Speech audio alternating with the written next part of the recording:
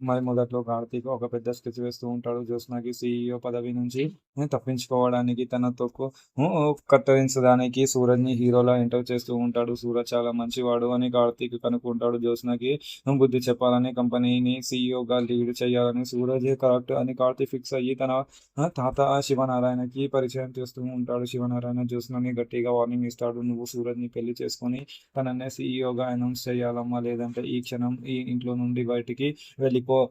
నీకు చిల్లర ఆస్తి కూడా రాదు" అని చెప్పేస్తా ఉంటాడు. జ్యోత్స్నకి అస్సలు ఏమి చెయ్యాలో అర్థం కాదు. తన ఆశ పోయేలా ఉంది అని తెలుసు. ఆస్తి కోసం తల వచ్చి బోర్డ్ మెంబర్స్ ముందు సూరజ్‌ని సీఈఓగా అనౌన్స్ చేస్తూ ఉంటుంది. Twist board members out side వాళ్ళని సీఈఓగా ఒప్పుకోవడం అంటే జ్యోత్స్న ఇతను బయట వ్యక్తి కాదు, నాకు కాబోయే భర్త అని తన నోటితోనే చెప్తూ ఉంటుంది. జ్యోత్స్నని ఎలా లైన్‌లో పెట్టాలో కార్తీక్‌కి బాగా తెలుసు. సూరజ్ ఎంట్రీతో జ్యోత్స్నకి దిమ్మ తిరిగేలా షాక్ ఇచ్చి కంపెనీని కాపాడుతాడు. మరి నెక్స్ట్ ఎపిసోడ్‌లో ఏం జరగబోతుందో అనేది చూద్దాం.